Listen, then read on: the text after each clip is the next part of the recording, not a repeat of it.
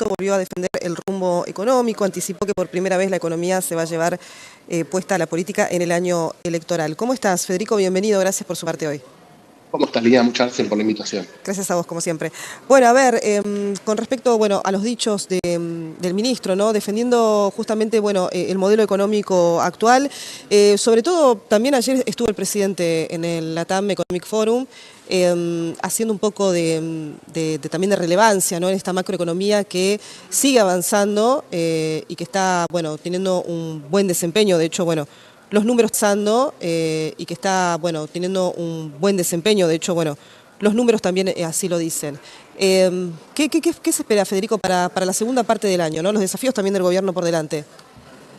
Bueno, primero en principal yo creo que es cierto, se está ordenando la macroeconomía. El gobierno para la segunda mitad del año tiene que cumplir con sus obligaciones de deuda, terminar de normalizar todo lo que tiene que ver con activos del Banco Central y del Tesoro, a terminar de cerrar o de recomponer esa etapa, bajando la tasa de interés, como viene haciendo. Ayer tuvimos una licitación buena que viene complementando sendas licitaciones y lo que estamos viendo a la par es que va bajando la tasa de interés en general. Por lo tanto, hay una mejora del perfil crediticio y del perfil de deuda por parte del gobierno, a pesar del incremento de la deuda total, digamos, porque también es cierto que la deuda se fue incrementando con nuevas licitaciones, aperturas y demás, pero creo que también parte de la gestión del gobierno es extender plazos y bajar la tasa de interés, eso lo está cumpliendo.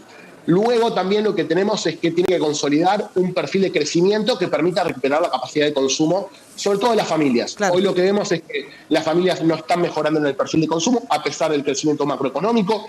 El desempleo es creciente, se pierde trabajo en el sector formal y se incrementa en el sector informal y en el sector autónomo. Por lo tanto, es trabajo que tiene menor ingreso, menor calidad y menos aportes al Estado, con lo cual el Estado también está recaudando menos. A eso también hay que sumarle que la inflación recién en el mes pasado volvió a bajar después de 10 meses de escalada. Es una inflación que todavía sigue alta. Lo que tiene que hacer el gobierno de acá a fin de año es seguir continuando la senda bajista de inflación que tuvimos en abril para tener uno adelante y poder consolidarlo para el 2027 y con eso tener cartas. Ahora, dicho todo eso, yo no estoy de acuerdo con la idea de Caputo y de Milei con que la economía se va a llevar a la política, porque en general siempre la economía se lleva a la política, en el sentido más estricto en el cual la gente, si tiene plata en el bolsillo, si la situación económica mejoró, va a votar una continuidad, y si la situación económica no mejora, va a votar un cambio, y eso es lo que se vino dando las últimas 3 elecciones presidenciales. Viendo la revisión también de la última revisión del fondo, con este desembolso de los $1.000 millones, ¿Qué viste, ¿no? Particularmente desde el organismo hacia la Argentina? ¿Todavía apuesta a este plan económico? Ahí hizo también algunas referencias con respecto a la acumulación de reservas, sobre que el gobierno tiene que tener justamente un colchón de reservas mirando ya el 2027, ¿no? El fondo también está mirando lo que puede llegar a pasar en esas elecciones.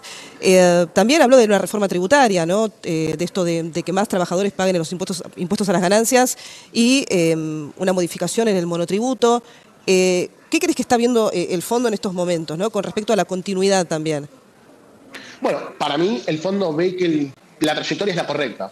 Corregir las deficiencias o los desequilibrios del sistema que veníamos teniendo durante años, altos subsidios, alto gasto público, endeudamiento en pesos que se termina haciendo una rueda imposible, problemáticas de corto plazo en el tema de acumulación de reservas internacionales, etcétera, y restricciones. Bueno, gran parte de todo eso el gobierno lo solucionó porque liberó parte del cepo, permitió mejorar la deuda comercial de las empresas privadas en dólares, permitió también extender los plazos de vencimiento, permitió salir de la inflación del 200% anual a una alta todavía, pero del 30-35% anual. Ahora, lo que ve el Fondo Monetario es que todavía hay cuestiones que resolver, el cepo para las empresas, una reforma tributaria real y no solamente sacar 2 o 3 impuestos, una reforma que sea más progresiva que la que hay hoy en día, que los que tienen más recursos paguen más y a su vez también que haya una reforma a la europea, es decir, que los trabajadores de más ingresos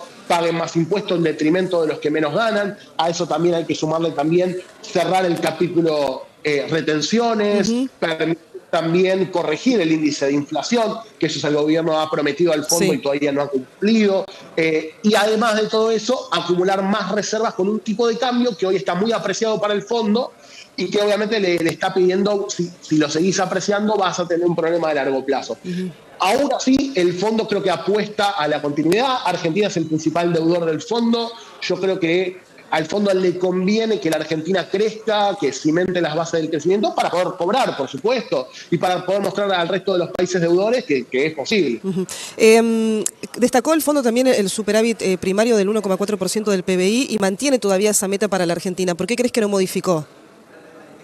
Bueno, yo creo que ahí hay un baluarte, digamos, en la política del gobierno que tiene que ver con que el superávit primario es casi fundamental para sostener el equilibrio del gasto en términos generales, sin contar, por supuesto, los términos de deuda, pero eso te permite pagar las deudas sin seguir incrementando fuertemente el nivel de deuda y a su vez también te permite establecer un horizonte. Yo creo que en ese sentido el fondo es muy claro, diciéndole al gobierno, bueno, toda tu gestión tiene que ser equilibrada o superavitaria, contar por parte también el tema de la deuda. Ahora, también hay algo que es cierto y lo que vemos es que el gobierno tiene un superávit a costa de no pagar muchas cosas, a costa de deuda con organismos como el PAMI, deuda de no pagar obligaciones, deuda de impactar fuertemente en no cumplir leyes. Entonces, el superávit primario de 9,4 te va a permitir también, en caso de que, por ejemplo, la justicia obligue a pagar la ley de financiamiento universitario, tener una parte de los recursos para hacerle frente, lo mismo con la ley de discapacidad,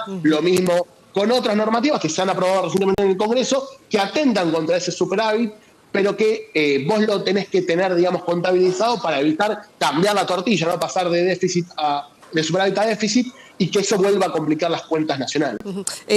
Tema recaudación también, ¿no? Que es un tema que también está, bueno, pegando de cerca, por lo menos en las cuentas.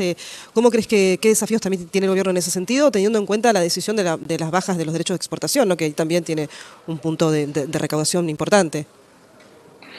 Bueno, a ver, el gobierno lo que está haciendo es algo que prometió, que es bajar impuestos. Hay impuestos que ha bajado, sobre todo a los grandes actores. Ahora, es un desafío enorme que la recaudación siga cayendo en términos reales y el gobierno no puede seguir ajustando la economía. Porque lo que estamos viendo hoy es que el gobierno entra en una fase en la cual no propone una reforma tributaria, como bien dice el fondo, pero como también es necesario, propone ajustar a las provincias, que ya lo ha hecho, que las provincias ajusten para mejorar el perfil de la actividad. Ahora, eso te lleva muchísimo tiempo y la Argentina no tiene tiempo. La Argentina tiene que recaudar más, eso se hace a través de un incremento fuerte del nivel de actividad, que con impuestos más o menos en los que estamos, tendremos que tener un crecimiento del 5 o 6% durante los próximos 2 años para volver a crecer en recaudación en términos reales y que eso permita además tener algún tipo de movilidad interna en cuanto a algún tipo de obra pública que hoy es inexistente. Lo que vemos también es que el gobierno está muy enfocado en las privatizaciones y en gestionar para tener algún tipo de ingreso extra. Lo que pasa es que todavía está muy verde y sumado a que está verde, también lo que estamos viendo es que no te van a garantizar mucha cantidad de recursos. Digo, privatizar, no sé, empresas de servicios públicos chicas, como las que AISA, Metrogas, pongámosle, digo, Metrogas y YPF, pero digo, podría llegar a tener algún tipo de incidencia y no te va a cambiar la ecuación general del gasto público. Lo que tiene que tratar de analizar el gobierno es algún tipo de cambio progresivo en términos impositivos que te permita, aún 4 o 5 sectores de economía creciendo fuerte, poder recaudar algo de ahí, bajarle al resto de las familias que están tapadas hasta acá con deudas y con tributos, para aún así después sí sentar una base un poco más de crecimiento con impuestos más bajos. Pero bajar impuestos por bajar impuestos en un contexto de baja de actividad es poco recomendable, hasta para los más ortodoxos. ¿Y en esta baja también de retenciones? Bueno, a ver, la baja de retenciones yo creo que tiene un episodio que tuvo el año pasado, que es que se va acercando el fin de la cosecha más importante y vos lo que te querés garantizar son los dólares.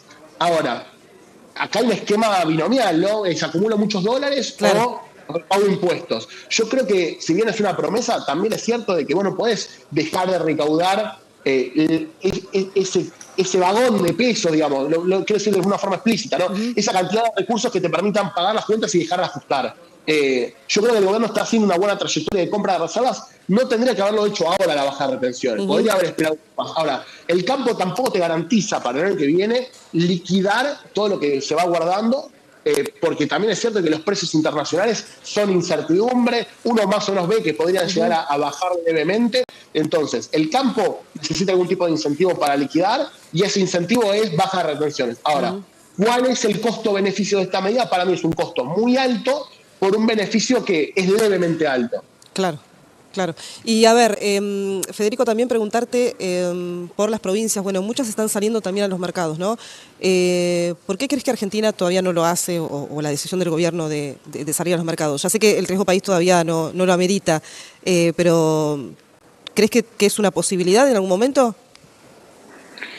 Yo hoy lo veo complicado. Creo que todavía el riesgo país no está estable. Recién ahora estamos viendo que vuelve a estar abajo de los 500 puntos. ¿Esto fue por el desembolso también? Eso, sumado a que también la cuestión internacional respecto a la guerra aplacó un poco, pero creo que al gobierno no le conviene tanto salir hoy al mercado porque sabe que puede llegar a conseguir 4 o 5 mil millones de dólares, que es lo mismo que consigue con un repo. Entonces, con el repo tenés una tasa baja, 7 a 10%, una tasa no tan baja, pero sí es una tasa baja comparado si tiene que salir al mercado internacional. Claro. Yo creo que el gobierno está esperando romper la barrera de los 400 puntos del riesgo país. Si rompe la barrera de los 400 puntos va a tener algún tipo de posibilidades, pero creo que también algo que es cierto es que el gobierno, si sigue acumulando dólares, no tiene la necesidad de salir al exterior. Fijémonos cómo hizo la provincia de Buenos Aires y la ciudad de Buenos Aires para endeudarse. La ciudad salió con un perfil mejor, la provincia salió con un perfil bastante flojo. Sí. Entonces, si todas las provincias se van a endeudar entre el 9 y el 12%, que es más alto de lo que consigue el gobierno, y el gobierno va a salir a mostrar, bueno, puedo conseguir, sigue siendo muy alto. Es un costo muy alto que el gobierno no tiene tanta necesidad hoy de endeudarse como sí la tienen las provincias, que están urgidas porque tienen gasto, obra pública, etcétera, que es muy necesaria, pero que terminan pagando costos muy altos, también costos muy altos por el defolteo, ¿no? Muchas de las provincias están defolteados, entonces eso hace que la tasa sea más alta. El gobierno viene cumpliendo y si sigue cumpliendo, creo que va a permitir bajar la tasa. ¿Crees que puede haber una dolarización ya en esta segunda parte del año? Digo, me refiero a las carteras principalmente. Yo creo que todavía no vamos a ver ese efecto, porque estamos en un año anterior a la elección. Creo que la dolarización de carteras se va a empezar a dar recién 3 o 4 meses cerca de las elecciones del, del año que viene. Lo que estamos viendo ahora es que, de acuerdo al REM y a las expectativas del mercado, podríamos ya tener un dólar a 1.600 para fin de año, un incremento de entre el 12 y el 15% en 6 meses. Es un incremento bajo, o sea, alinea con la inflación. Entonces, no creo que las carteras se dolaricen por un movimiento del tipo de cambio similar a la inflación. O sea, en términos reales es cero y está atrasado. ¿Y qué crees que puede llegar o qué factores pueden llegar a intervenir, ¿no?, para que este dólar justamente se dispare a 1.600, a pesar de que sea bajo, ¿no?, como decías? Yo creo que, bueno, junio es un mes que estacionalmente va a ser cierto movimiento. Tenemos el Mundial, tenemos el aguinaldo y la demanda de invierno del gas, que no llegamos a completar para abastecer a la industria y a los hogares. Creo que ahí tenemos algún tipo de incremento de demanda. Podría llegar a moverse más cerca entre 1.450 a 1.480. Y después, obviamente, con la baja de la cosecha, que es lo que quiere prorrogar el gobierno con la baja de retenciones, evitar que se desplome la oferta de dólares por la baja de la cosecha, claro, podríamos llegar a tener ahí algún tipo de incremento por una menor oferta, que no puede llegar a complicar, porque es que se vaya a 1.600 con una banda de 1.800, o más, 1.900 para fin de año, es hasta deseable. Entonces, yo creo que lo que vamos a tener es probablemente meses álgidos, junio, algo en julio, noviembre, diciembre, enero del año que viene, febrero, y después ya marzo, abril, un incremento de dolarización de las carteras más incremental que puede llegar a poner en jaque la tranquilidad del tipo de cambio. 1.600 que se podría también, Federico, trasladar a precios, bueno, mirando también, ¿no?, la otra parte de la economía. Será difícil porque la inercia, el pass-through, es decir, el traslado de la devaluación a precios, está muy bajo. Hemos visto que tenemos una inflación del 3% de los meses anteriores sin cambiar la cotización del tipo de cambio. Entonces, yo creo que si se llegara a algún tipo de movimiento del tipo de cambio, el pass-through sería muy bajo porque ya tenés acumulado una inflación bastante considerable. Después hay otra cuestión, y es que están subiendo las exportaciones y bajando las importaciones. En esa balanza comercial se está moviendo hoy el gobierno. Entonces yo no creo que vaya a tener un incremento fuerte, porque también es cierto que al no recuperarse el consumo, la incidencia de lo que tiene que ver con con el traslado a precios Claro. es menor. Pero no hay tal inercia hoy para poder sostener una aceleración inflacionaria vía dólar. Bien, bueno, Federico, muchas gracias, como siempre. No, gracias a vos, Liliana, por la invitación, como siempre.